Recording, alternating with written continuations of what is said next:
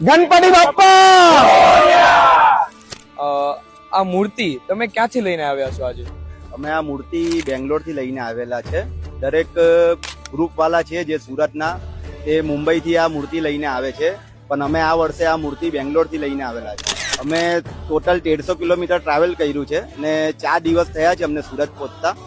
મૂર્તિ પીઓપી ની હોય છે, માટીની હોય છે, પેપરની હોય છે, પણ આ ફેરી જે અમારી મૂર્તિ છે તે પ્યોર ટિશ્યુ પેપરની છે। 100% ઇકો ફ્રેન્ડલી મૂર્તિ છે, જેને બનતા 6 મહિના જેવું થયું છે, કારણ કે હરેક નાની નાની બારીક થી બારીક વસ્તુનું ધ્યાન રાખીને મૂર્તિને બનાવવામાં આવેલી છે। અમે મૂર્તિનું એ ધ્યાન રાખ્યું છે કે રસ્તાના ખાડા ટેકરા વરસાદને જોઈને કે મૂર્તિને ખંડિત નહીં થાય, બાપ્પાને કોઈ જાતનો ડેમેજ નહીં આવે, એ વસ્તુને ધ્યાનમાં રાખીને અમે નોન સ્ટોપ મૂર્તિની પર ફોકસ રાખેલું હતું।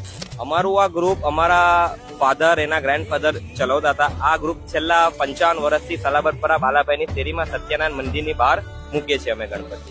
આ ફેરી અમે પ્રકૃતિને ધ્યાનમાં રાખીને જે પાણીને નુકસાન થાય છે માટીથી, પીઓપી થી, તો આ ફેરી અમે એવું વિચાર્યું કે આપણે કંઈક અલગ કોન્સેપ્ટ રાખીએ જેથી પ્રકૃતિને નુકસાન નહીં થાય, એટલે અમે ટિશ્યુ પેપરથી મૂર્તિ લાવ્યા છે। આ બાપ્પાનું આગમન 23 ઓગસ્ટ છે।